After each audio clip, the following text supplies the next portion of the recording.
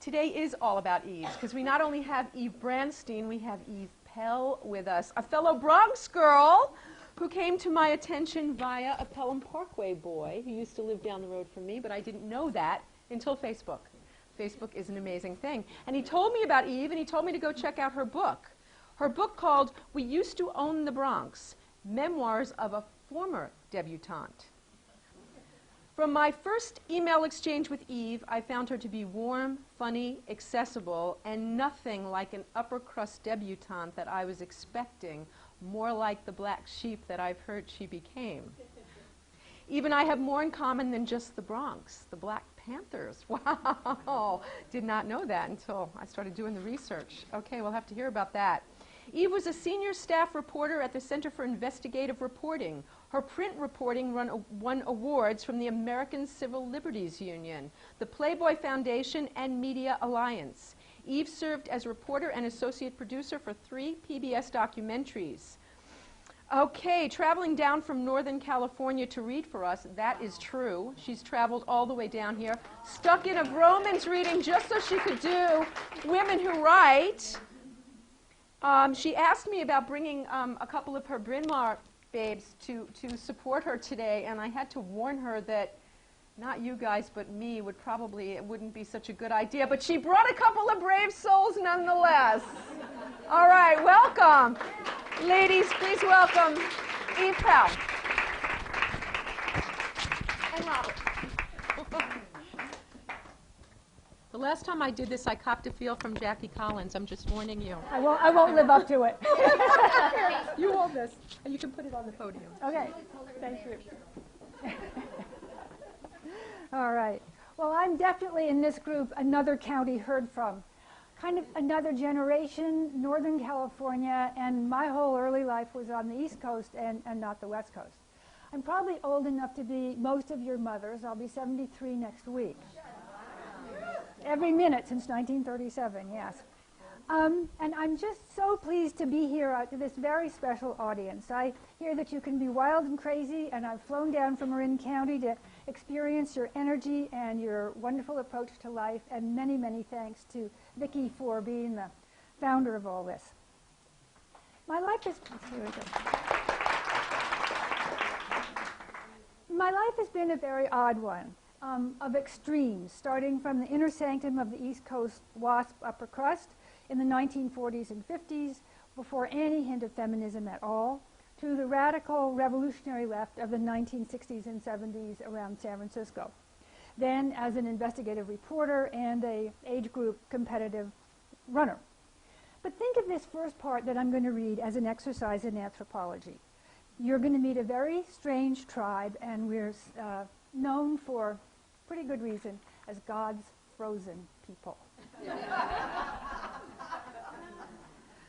Lots of old families have crests and mottos and things like that, and many of the mottos deal with love, loyalty, courage. Our family's motto is a little different. Deus amici et nos. And for those of you whose Latin is a little rusty, God, our friends, and ourselves. I come from a family in love with itself. My cousin Claiborne Pell, who served in the Senate for 36 years, inherited a passion for our family history and our name. When I was just out of college in 1959 and still single, Claiborne reminded me that we Pells have a tradition of distant cousins marrying each other. In those pre-feminist days, a wife always took her husband's last name. If you married one of your cousins, he suggested brightly, you'd never have to lose the name. I grew up knowing some of the facts, beliefs, and historical oddities that make up the family creed. And by the way, we even have a little journal you've probably never seen. It's called Pelliana, and it's devoted to family history. And I'm not kidding. In 1654, my forefather, Thomas Pell, who had emigrated from England, bought a large tract of wilderness from a council of Native American chiefs. When, later on, as the owner of this chunk of what is now much of the Bronx and Westchester County, he was granted the title of Lord of the Manor of Pelham by the British Crown. The seed was planted that set my family apart from ordinary people and bestowed upon me a birthright that included a silver spoon and the Pell pearls. Pell Street in New York City is named for us, and we have the right to be buried in Manhattan's marble cemetery. When we asked for it, the city of New Rochelle, to this very day, honors a 17th century real estate contract by presenting us with a feudal tribute of one fat calf. Fat is spelled F-A-T-T. Besides a family tree dating back to the 13th century, we Pells own our private piece of American history, Fort Ticonderoga, which is where the first Battle of the Patriots was won by the Americans when Ethan Allen surprised the British. It's not all aristocratic fluff. Pell Grants, advocated by my cousin Claiborne, make it possible for people with low incomes to get to college. And his father, my great-uncle Bertie, played a big role in the post-World War II campaign to have genocide recognized as a crime against humanity.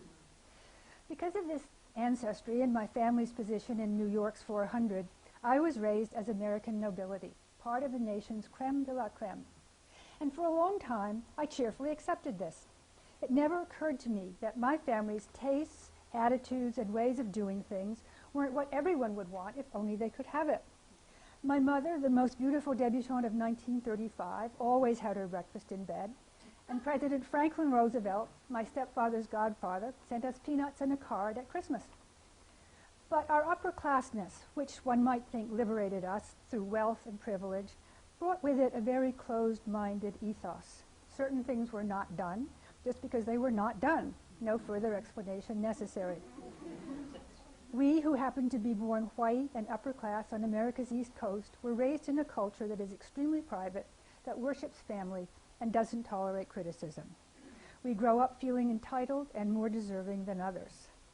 My mother, who suffered a lot of her life from a series of ailments from arthritis to migraine headaches, considered herself a very finely tuned machine, so sensitive that she deserved the best possible medical attention at all times. She was a Ferrari, an exquisite racing machine. The lower classes, in her view, neither so sensitive nor so finely tuned, were mere Chevys and Fords.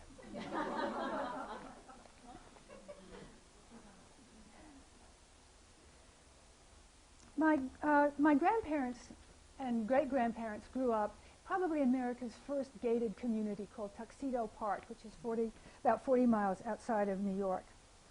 And kind of an amazing place, in that the people who lived behind the fence within the park were one set, the people outside the fence in the village were another.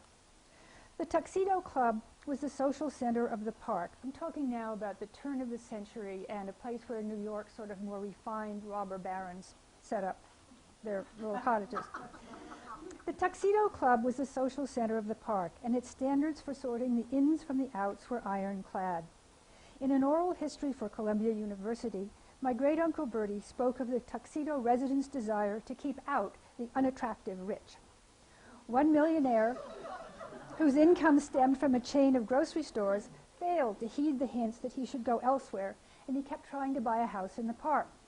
Finally, he went away, after being told that even if he did succeed in buying a house, the Tuxedo Association would not supply his place with water and power.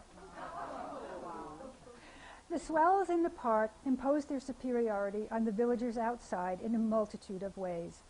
Christ may have preached the brotherhood of man, but park residents on Sunday morning entered the Episcopal Church by the grand main entrance, while villagers had to go in through a small side door.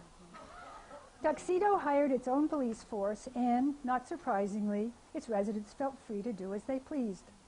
Shortly after the first stoplight was installed outside the park on the village's main drag, Mrs. Clarence Bush, a park resident, drove straight through a red light.